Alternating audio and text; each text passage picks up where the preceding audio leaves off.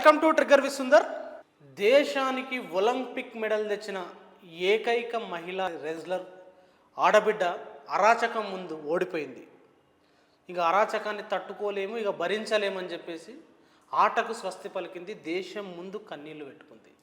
ఆమె మరోరో కదా, సాక్షి మాలిక్. మీరందరూ ఆ వీడియోలు చూసి ఉంటారు, ఆ వార్తలు చూసి ఉంటారు. ఈ విషయాన్ని మనతో పాటు ఎందుకు ఇలాంటి పరిస్థితి ఏర్పడ్డది అని మనతో మాట్లాడడానికి ఇవాళ మనతో పాటు ఉన్నారు హైద్వా సీనియర్ నాయకురాలు జ్యోతి గారు. ఆమెతో మాట్లాడారు. నమస్తే అండి. నమస్తే.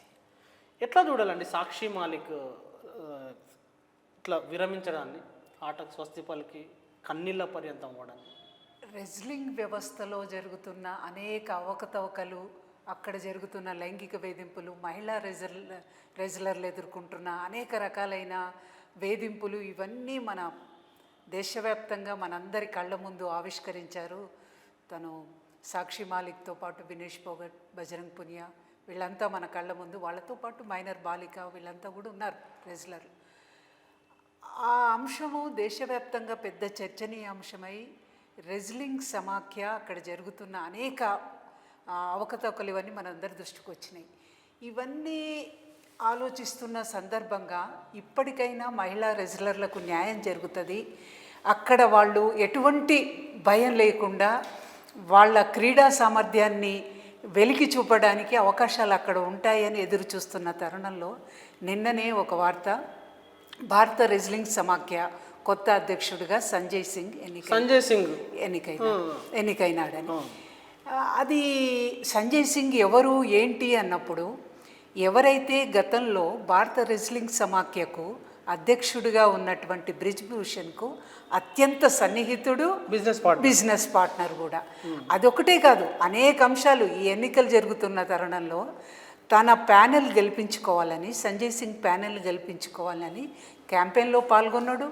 సంజయ్ సింగ్ ప్యానెల్ మొత్తంగా ఎలక్ట్ అయ్యే పద్ధతుల్లో ఆ రకంగా ప్రచారం చేసి, ఈరోజు ఎన్నికైన తర్వాత కూడా బ్రిజ్భూషణ్ చెప్తున్నది ఏంటంటే, కొత్తగా ఎన్నికైన కమిటీ మొత్తంగా సమాఖ్య వ్యవహారాలు చూస్తుంది, రోజువారీ దైనందిన వ్యవహారాలు, అవసరమైనప్పుడు నేను సలహాలు ఇస్తుంటాను అని బహిరంగంగానే గెలిచిన తర్వాత ప్రెస్ ముందు మాట్లాడిన మాటలు ఎవరికి విశ్వాసాన్ని కలిగిస్తాయండి? ఈరోజు అంత పెద్ద ఎత్తున పోరాటం చేస్తూ 40 రోజుల పాటు దేశ రాజధాని ఢిల్లీలో మాకు ఈ రకంగా వేధింపులు ఎదుర్కొంటున్నాము, న్యాయం చేయండి అని క్రీడా శాఖ మంత్రి అనురాగ్ ఠాకూర్ను కలిసినారు. 2001లోనే ప్రధానమంత్రి వాళ్ళ దృష్టికి కూడా తీసుకెళ్లారు, ఈ రకంగా జరుగుతూ ఉంది, ఏం చేయాలి, మీరు వెంటనే మార్చండి, చేయండి అని చెప్పి. వినేష్ పోగట్ కూడా ఈ రకంగా మేము ఎదుర్కొంటున్నాము అతని ద్వారా అని చెప్పారు. కానీ ఎటువంటి చర్యలు తీసుకోవడానికి ప్రభుత్వం సిద్ధపడలేదు. ఇక్కడ ముఖ్యంగా పోలీసు విచారణ చేసిన సందర్భంలో కూడా వాళ్ళు చాలా క్లియర్గా రిపోర్ట్లో వాళ్ళను లైంగిక వేధింపులు చేయడానికి వచ్చిన ఏ అవకాశాన్ని ఈయన వదులుకోలేదు, ఆయన చేసిర్రు అని కన్ఫెస్ చేస్తూనే పోలీసుల రిపోర్ట్ వచ్చిన తర్వాత కూడా ఎందుకు చర్యలు తీసుకోలేదు? ఎట్లా చూడాలి అంటే, దేశానికి పథకాలు చేసిన ఆడబిడ్డల పరిస్థితి ఎట్లుంటే ఎట్లా అర్థం చేసుకోవాలి పరిస్థితి? పోలీస్ రిపోర్టు కూడా కేంద్రం కనుసన్నల్లో పనిచేసే పోలీస్ శాఖ ఫస్ట్లో ఎఫ్ఐఆర్ నమోదు చేయడానికి కూడా రిజెక్ట్ చేసింది. కానీ వీళ్ళ పోరాటం తర్వాత దిగి వచ్చి ఎస్ అని చెప్పి ఎఫ్ఐఆర్ నమోదు చేసి ఎంక్వైరీ చేస్తే అసలు దేశవ్యాప్తంగా సంచలనం, అందరూ నివ్వెరపోయే ఘటనలు. ఎస్, బ్రిజ్భూషణ్ సింగ్ లైంగిక వేధింపులకు పాల్పడ్డాడు, మహిళల రెజ్లర్లని తాకరాని చోట కూడా చాలా అసభ్యంగా తాకి ఆ రకంగా ప్రవర్తించాడని ఆధారాలతో సహా కోర్టు ముందు రిపోర్టు ప్రవేశపెట్టారు వాళ్ళు తయారు చేసిన నివేదిక. అంత స్పష్టంగా నివేదిక బయటకు వచ్చినాక కూడా చర్యలు తీసుకోవడానికి కేంద్ర ప్రభుత్వం సిద్ధంగా లేదు. పార్లమెంటు భవనం కట్టిన సందర్భంగా ఒక రాజులాగా ఎంటర్ అవుతూ ఉంటే బ్రిజ్భూషణ్ సింగ్ బయట ఎస్, పార్లమెంటు ఓపెన్ అవుతున్న సందర్భంగా మేము కూడా మా నిరసనను దేశవ్యాప్తంగా ప్రజలందరి దృష్టికి తీసుకెళ్లేటందుకు నిరసన వ్యక్తం చేస్తామని రెజ్లర్లు ఆందోళన చేస్తూ ఉంటే వాళ్ళ మీద అత్యంత హేయంగా, జుగుప్సాకరంగా వాళ్ళను అరెస్ట్ చేసి దేశానికి కీర్తి ప్రతిష్టలు తీసుకొచ్చారండి. వాళ్ళేమి దొంగలు, రౌడీలు, దేశాన్ని ఉగ్రవాదులలాగా ప్రవర్తించే వాళ్ళు కాదు, దేశాన్ని తాకట్టు పెట్టేవాళ్ళు కాదు. దేశం జెండాను ఇంకా సమున్నతంగా ఎగిరేలాగా చేసి ప్రపంచానికి దేశ కీర్తిని చాటిన వాళ్ళు. ఆ రకంగా అరెస్ట్ చేసి ఏమాత్రం కూడా వాళ్లకు మనోధైర్యం కలిగించే పద్ధతుల్లో ఈరోజు దేశ మహిళలకు ఆ రోజు మనం సాక్షి మాలిక్ ఒలింపిక్ గేమ్స్ ఆడి రియోలో 2016లో కాంస్య పథకాన్ని గెలుచుకొని వస్తే ఎంత బాగా భారతదేశం ముద్దుబిడ్డ మన భారతదేశం జెండాను పూర్తిగా ఔన్నత్యాన్ని దశలా చాటేసినావు అని చెప్పి ఆ రకంగా మెచ్చుకున్న ప్రధాని మోదీ ఈ రకంగా మేము పని చెయ్యడానికి మా క్రీడా సామర్థ్యాన్ని మేము చూపించడానికి మా ప్రతిభా పాఠవాళ్ళు మేము వెలుగులోకి అందరికీ చూపించడానికి ఈ అనువైన పరిస్థితులు లేవు అని చెప్తా ఉంటే లైంగిక వేధింపుల గురించి ఆ చర్యలు తీసుకోవడానికి ఏమాత్రం సిద్ధంగా లేదు. కేంద్ర క్రీడా శాఖ మంత్రి లేడు, ప్రధానమంత్రి ఆ రకంగా చర్యలు తీసుకోలేదు. చివరికి మేము పని చేయలేము వాళ్ళు ఆ రోజు పెట్టిన 2-3 డిమాండ్సే. ఒకటి, మొత్తంగా సమాఖ్య ఏదైతే ఉందో దాన్ని పునర్వ్యవస్థీకరించాలి. ఈరోజు సమాఖ్య ఇట్లాగే కొనసాగితే మేము భారతదేశానికి ఆట ఆడే పరిస్థితిలో లేము అని చెప్పారు. రెండో దాన్ని వెంటనే ఎన్నికలు నిర్వహించాలి. ఎన్నికలు నిర్వహించినప్పుడు కూడా బ్రిజ్భూషణ్ సింగ్ కానీ ఆయన సన్నిహితులు కానీ ఎవరు పోటీలో ఉండకూడదు.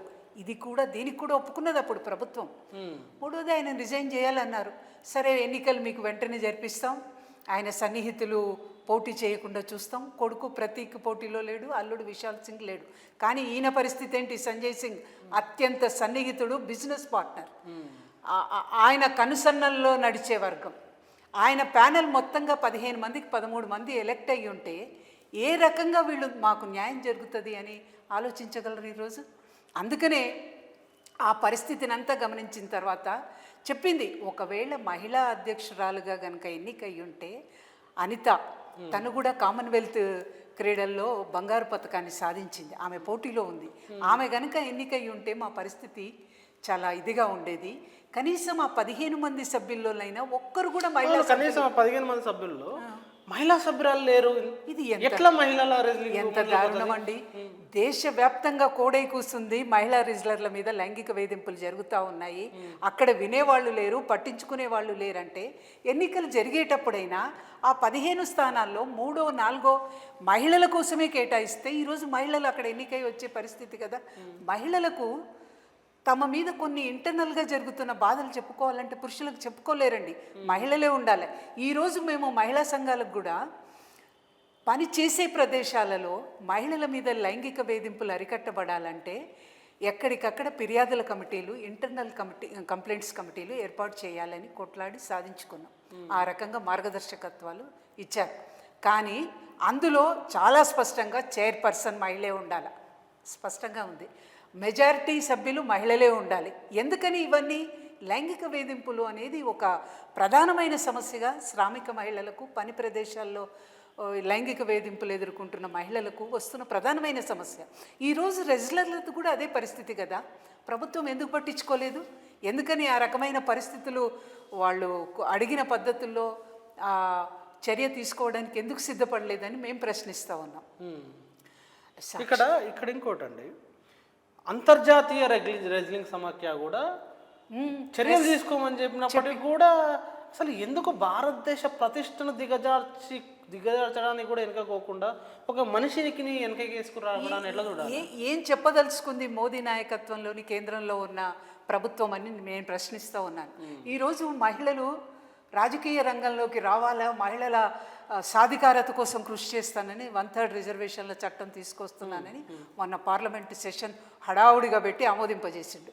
అది ఇప్పుడు అమలయ్యేది కాదు. ఎంత హంబగా ఉందంటే అందులో ఎప్పుడో 2027 కాదు, 29 కాదు, నియోజకవర్గాల పునర్విభజన, దాంతోపాటుగా జనగణన, వీటన్నిటితో ముడిపడి ఉన్న అంశం. అంటే ఇది ఇక్కడ మహిళల చట్టాలు పకడ్బందీగా అమలు చేసేటందుకు, మహిళలకు మనోధైర్యం కల్పించేందుకు అక్కడ మార్పులు చేర్పులు చేస్తానని మనం పార్లమెంట్లో కూడా చెప్తా ఉన్నాం. ఇవన్నీ నోటి మాటలు. బేటీ పడావ్, బేటీ బచావ్, ఇవన్నీ ఇంతమంది మహిళలు, ఇంతకన్నా ఎవరు కావాలండి? రెజ్లర్లు మన దేశ ప్రతిష్టను ఇనుమడింపజేసిన వాళ్ళు. కామన్వెల్త్ గేమ్స్లో 3 పథకాలు వచ్చినాయి సాక్షి మాలిక్, ఏషియన్ గేమ్స్లో 4 పథకాలు వచ్చినాయి, ఒలింపిక్ గేమ్స్లో కాంస్య పథకం తీసుకొని వచ్చి దేశ ప్రతిష్టను నిలబెట్టింది. ఒక రకంగా రెజ్లర్స్కు, మహిళా రెజ్లర్లకు మార్గదర్శిగా నిలబడ్డది ఈరోజు సాక్షి మాలిక్. ఆమె క్రీడా జీవితం ఎంత అండి? 2 దశాబ్దాలు ఈ రెజ్లింగ్ ప్రొఫెషన్లో దాదాపు 13 ఏళ్ల నుంచి పనిచేస్తూ ఉంది. వచ్చింది ఎటువంటి ఫ్యామిలీ నుంచి? తండ్రి కండక్టర్, తాత రెజ్లింగ్ ఆడుతూ ఉంటే చూసి తాను దాన్ని ఒక మార్గదర్శకంగా తీసుకొని ఆ కుటుంబం ఎంత వెచ్చించాల్సి ఉంటుందంటే ఆర్థికంగా, సమయము, అనేక రకాలుగా వాళ్ళ అవసరాలన్నీ కుదించుకొని ఈ పిల్లల మీద పెట్టాల్సి వస్తుంది ఇట్లాంటి వ్యవస్థను ఎంచుకుంటే. మహిళలకు సంబంధించి కూడా ఈరోజు సమాజంలో ఒక అడుగు ముందుకేస్తున్నారు అన్నప్పటికీ అన్నింటినీ ఛేదించుకొని కొన్ని ఇప్పటికీ మహిళలు ఆ ఫీల్డ్లోకి ఎంటర్ కావడానికి లేదు, కొన్ని దూరంగానే ఉండాలి. క్రీడలు మహిళలకు సంబంధించిన సబ్జెక్ట్ కాదు, అందులో కుస్తీ పోటీలు అస్సలే మహిళలు అందులో ఎంటర్ కావద్దు అంటున్న వ్యవస్థలోకి కూడా వై నాట్, మేము కూడా దాంట్లో పాల్గొంటామని హర్యానా నుంచి వచ్చింది సాక్షి మాలిక్. అక్కడ పితృస్వామిక వ్యవస్థ చాలా బలీయంగా ఉంది, అడుగడుగున అడ్డంకులే, కానీ వాటన్నిటిని ఛేదించుకొని దాంట్లో నిలబడ్డ సాక్షి మాలిక్ ఈరోజు మన కేంద్ర ప్రభుత్వం ఇచ్చిన గిఫ్ట్ ఏంటండి? ఈరోజు ప్రెస్ మీట్ పెట్టి ముందే చెప్పింది, ఒకవేళ సంజయ్ సింగ్ కనుక ఎన్నికైతే మాకు భవిష్యత్తు లేదు, మేము ఇక్కడ మనలేము, నిలబడలేము అని చెప్పింది.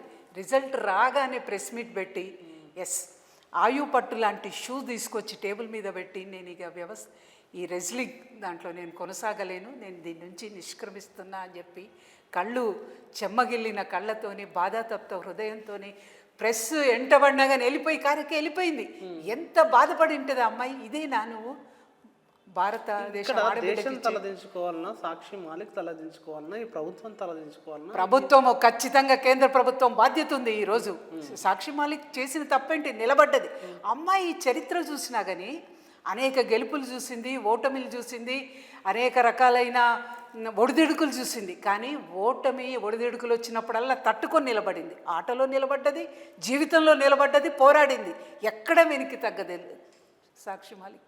ఈరోజు కేంద్ర ప్రభుత్వం తీసుకుంటున్న చర్యలను చూసి భారతదేశ వ్యాప్తంగా మహిళలు కూడా ఈ ప్రభుత్వం ఇచ్చే గౌరవం ఇది మహిళలకు ఎట్లా ముందుకు పోవాలనేది ఒక రకమైన వార్తలు నిన్నటి నుంచి టీవీలో స్క్రోలింగ్స్ వచ్చి ఈరోజు ప్రింట్ మీడియా అన్నిట్లో ఇదైతే ఉంటే సాక్షి మాలిక్ రిజైన్ చేసిన తర్వాత వినేష్ పోగట్ మాట్లాడుతుంది, మొన్నటి వరకు మేము 4 గోడల మధ్యలో లైంగిక వేధింపులు భరించాము, కానీ ఇప్పుడు మొత్తంగా బహిరంగంగానే ఇక నాకు ఎదురు లేదు అని చెప్పి అందరి ముందుకు వచ్చి ఆ రకంగా వేధింపులకు పాల్పడే అవకాశం ఉంటుంది అని చెప్పి చెప్తా ఉన్నారు. అంటే ఎక్కడుంది ఈ రక్షణ అనేది మనం గమనించాలి. ఈరోజు అదే రెజ్లింగ్కి సంబంధించిన బజరంగ్ పూనియా తనకొచ్చిన పద్మ అవార్డుని వెనక్కి ఇచ్చేసి నిరసన వ్యక్తం చేసిండు. దీన్ని ఎట్లా చూడాలి? ఖచ్చితంగా అది ఉంటుంది కదా బాధ. గతంలో కూడా బజరంగ్ పూనియా లైంగిక వేధింపులు ఎదుర్కొంటున్న దాంట్లో వాళ్ళందరూ కలిసే సామూహికంగానే ఢిల్లీలో వాళ్ళు నిరసన ప్రదర్శనలు అవన్నీ చేశారు. అందులో భాగంగానే ఈరోజు ఎప్పుడైతే సాక్షి మాలిక్ ఆ పద్ధతుల్లో తను రిటైర్డ్ అవుతున్నాను అని ప్రకటించిందో బజరంగ్ పునియా కూడా తన నిరసన వ్యక్తం చేస్తున్నారు. రేపు ఇంకెంతమంది వస్తాయో ఖచ్చితంగా. నేను చెప్పేది ఇది వాళ్లకు సంబంధించిన అంశమే కాదు, రెజ్లర్లకు, మహిళా రెజ్లర్లకు సంబంధించిన అంశమే కాదు, మొత్తంగా దేశవ్యాప్తంగా మహిళలకు సంబంధించిన అంశము. లైంగిక వేధింపులు ఆరోపణలు కావు, అవన్నీ నిర్ధారణలు అని చెప్పి నివేదిక ఇచ్చినప్పటికి కూడా బ్రిజ్భూషణ్ మీద ఎటువంటి చర్య తీసుకోకుండా ఉండడంతో పాటు ఆయనను ఎంపీ దాని నుంచి బహిష్కరించకుండా ఉంచి ఎన్నికలు జరిపి కూడా తూతూ మంత్రంగా మళ్ళీ ఆ సన్నిహితులు ఆ కోటరీనే గెలిపించే ప్రయత్నం చేయడం అనేది ఖచ్చితంగా రాబోయే కాలంలో ఇది ఒక పెద్ద ఇదిగానే నిరసన ఎదుర్కోవాల్సి ఉంటుంది ప్రభుత్వం అనేది నేను స్పష్టంగా చెప్తున్నాను. నాట్ ఓన్లీ వాళ్ళ నుంచే కాదు, అన్ని మహిళా సంఘాలు టోటల్గా దేశవ్యాప్తంగా క్రీడాకారుల నుంచి, అట్లాగే మహిళా సంఘాల నుంచి, మహిళల నుంచి, ఎన్జిఓస్ నుంచి కూడా పెద్ద ఎత్తున నిరసన అనేది వస్తుంది. ఇక్కడ కొత్త చట్టాలు తీసుకొచ్చారు భారత శిక్షా స్మృతి పేరుతోటి. అందులో మహిళల రక్షణకు సంబంధించి చాలా చేస్తున్నాం, చాలా మార్పులు చేసినాం అని చెప్పేసి బీజేపీ ప్రభుత్వం చెప్పుకుంటుంది. కానీ అదే సందర్భంలో ఢిల్లీ నడిబొడ్డున మహిళా రెజ్లర్లు దేశానికి పథకాలు తీసుకొచ్చిన మహిళా రెజ్లర్లు లైంగిక దాడి జరిగిన వ్యక్తి మీద ఇంతవరకు పరమైన చర్యలు తీసుకోలేదు. అంటే ఈ వచ్చిన చట్టాలు ఎవరికి చుట్టాలు, ఎవరిని శిక్షిస్తారు, ఎట్లా అనుకుంటుంది మహిళలకు? ఎట్లా తీసుకో దేశ ప్రజలు గమనిస్తున్నారండి. ఇవి చెప్పే మాటలు చేసే పనులకు పొంతను ఉండాలి కదా, ఆచరణకు. ఇది ఊరికే మభ్య పెట్టడానికి, మహిళలను మభ్య పెట్టడానికి రేపు సార్వత్రిక ఎన్నికలు వస్తున్నాయి. ఎస్, దాంట్లో క్యాష్ చేసుకోవాలి సగభాగమైన మహిళల ఓట్లు అని చెప్పి అందులో భాగంగానే శిక్షా స్మృతిలో దాంట్లో మహిళలకు అవసరమైన రక్షణ చట్టాలు తీసుకొస్తాం, అవసరమైన మార్పులు చేర్పులు చేస్తామని అన్ని ప్రభుత్వం చెప్తుంది. కానీ ఇవన్నీ ఆచరణలో మనకు చాలా స్పష్టంగా ఈరోజు నిజంగా దానికి కట్టుబడి ఉంటే ప్రభుత్వము సాక్షి మాలిక్ ఈరోజు నేను రిటైర్డ్ అవుతున్నాను ప్రకటించాల్సిన అవసరం ఏమొస్తుండే? దాంతోపాటు అవార్డును బజరంగ్ పునియా నేను వాపసు ఇస్తున్నాను అని వాపసు చేయాల్సిన అవసరం ఏంటి? ఈరోజు మహిళలందరూ ఇంత ఆవేదన చెందాల్సిన పరిస్థితిలోకి ఎందుకు నెట్టివేయబడుతున్నారు అంటే ఈరోజు కేంద్రంలో ఉన్న బీజేపీ ప్రభుత్వం మహిళల పట్ల నోటి మాటకే పరిమితం అవుతుంది. మహిళలను ఆ రకంగా క్యాష్ చేసుకోవడానికి సెంటిమెంట్గా ఇచ్చేసి క్యాష్ చేసుకోవడానికి ప్రయత్నం చేస్తుంది. కానీ ఆచరణలో చాలా స్పష్టంగా మహిళా వ్యతిరేకిగా ఉంది. మహిళలకు రక్షణ కల్పించే ప్రభుత్వం కాదు, భద్రత కలిగించే ప్రభుత్వం కాదు. మహిళల ఆలోచనలను, మహిళల్లో వస్తున్నటువంటి వాటికి ఆన్సర్ చేయాల్సిన బాధ్యత నాదే అని ఆలోచించే పరిస్థితుల్లో కూడా కేంద్ర ప్రభుత్వం లేదు. ఖచ్చితంగా ఇక్కడ ఒక రాష్ట్రంలో ఒక ఏనుగు చనిపోతేనే రెస్పాండ్ అయిన హోంశాఖ మంత్రి చిన్న చిన్న విషయాలకు కూడా వెంటనే ట్వీట్లు చేసి మీడియా ముందుకు వచ్చి మాట్లాడే మోడీ ప్రధానమంత్రి ఎందుకు ఈ మహిళా రెజ్లర్ల బాధలు వాళ్ళకి ఇన్ని సంవత్సరాలనే కనిపిస్తలేవా? ఇప్పుడైనా సాక్షి మాలిక్ రిటైర్మెంట్ ప్రకటించడం అర్ధాంతరంగా వాళ్ళకు కొంతనన్నా చిమ్మగుట్టినట్టు ఉంటుందా, లేదంటే ఆమెను వెనుకకు తీసుకొచ్చే ప్రయత్నం ఏమైనా చేస్తారా? ఎట్లా ఏం ఆశించవచ్చు? ఖచ్చితంగా తన కోటరీని కాపాడుకునే ప్రయత్నంలో భాగంగానే బ్రిజ్భూషణ్ పైన ఎటువంటి చర్యలు తీసుకోలేదు. వీళ్ళు ఎన్ని విజ్ఞప్తులు చేసినా, నడివీధుల్లో వచ్చి అనేక రకాలుగా ప్రభుత్వానికి తమ మొరబెట్టుకున్నా వాటిని చెవికెక్కించుకునే ప్రయత్నం చేయలేదు ప్రభుత్వం. కానీ నేను చెప్పదలుచుకుంది మోదీ ప్రభుత్వానికి, ప్రజలు చైతన్యవంతులు, అన్నీ గమనిస్తూ ఉన్నారు. ఈరోజు అక్కడ జరుగుతున్న భాగోతము తెలుసు, వాడు ఆ రకంగా ప్రవర్తించిన తీరు నివేదికలు ఉన్నాయి, పోలీసులు సమర్పించిన నివేదికలు ఉన్నాయి. ఈరోజు ఈ ఎన్నిక తర్వాత జరిగిన ఘటనలు ఇవన్నీ కళ్ళ ముందున్నాయి. మహిళా క్రీడాకారులకు, రెజ్లర్లకు ఎటువంటి రక్షణ లేని పరిస్థితి కళ్ళ ముందు కనిపిస్తూ ఉంది. 1/3 రిజర్వేషన్లు చట్టం చేసినాము అని చెప్పి కళ్ళ ముందు ఆ సత్యం కనిపిస్తూ ఉంది. ఇవన్నీ కూడా కళ్ళ ముందు కనిపిస్తూ ఉన్నాయి. ఇవన్నీ కాగితం మీద రాతలకే తప్పితే మహిళలకు ప్రయోజనం చేకూర్చేవి కావు ఆచరణలో అనేది చాలా స్పష్టంగా మహిళలకు అర్థమవుతాం. ఏం చేస్తుంది మహిళా లోకం, ఎట్లా స్పందిస్తుంది దీని మీద, దేశం ఎట్లా స్పందిస్తుంది? ఖచ్చితంగా ఇప్పటికే స్టార్ట్ అయింది. మీరు చెప్పిన బజరంగ్ పునియా అవార్డు మేధావుల్లో వాళ్ళ నుంచి రియాక్షన్స్ స్టార్ట్ అవుతాయి, మిగతా క్రీడాకారుల నుంచి స్టార్ట్ అవుతాయి, మహిళా సంఘాల నుంచి మేము ఊరుకోం. ఖచ్చితంగా సిగ్నేచర్ క్యాంపెయిన్, అఖిల భారత ప్రజాతంత్ర మహిళా సంఘం ఒక జాతీయ సంఘం, దేశవ్యాప్తంగా అన్ని రాష్ట్రాల్లో మహిళా సంఘం కమిటీలు అవన్నీ ఉన్నాయి.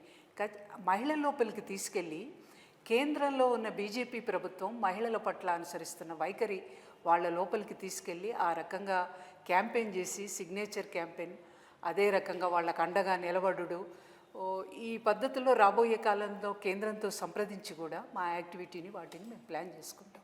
థ్యాంక్ యూ వెరీ మచ్ జ్యోతి గారు. ప్రజలారా విన్నారు కదా, ప్రభుత్వం సిగ్గుతో తలదించుకోవాల్సిన పరిస్థితి. ఒక్క మహిళా రెజ్లర్కి దేశానికి పథకం తీసుకొచ్చి దేశ కీర్తి ప్రతిష్టను ప్రపంచ దేశాల ముందు నిలబెట్టిన మహిళా రెజ్లర్ పరిస్థితి ఇంత దారుణమైన పరిస్థితికి నెట్టివేయబడ్డాన్ని దేశ ప్రభుత్వం సిగ్గుతో తలదించుకోవాలి. మహిళా లోకమంతా స్పందించాలి, పౌర సమాజము దేశమంతా స్పందించాలని చెప్తున్నారు జ్యోతి గారు. మరి అనేక విషయాలు జ్యోతి గారు చెప్పినారు. మీరు కూడా సాక్షి మాలిక్ కన్నీటి పర్యంతమై నిష్క్రమించిన అంశం మీద కామెంట్ రూపంలో తప్పకుండా చూస్తూనే ఉండండి టీటీ.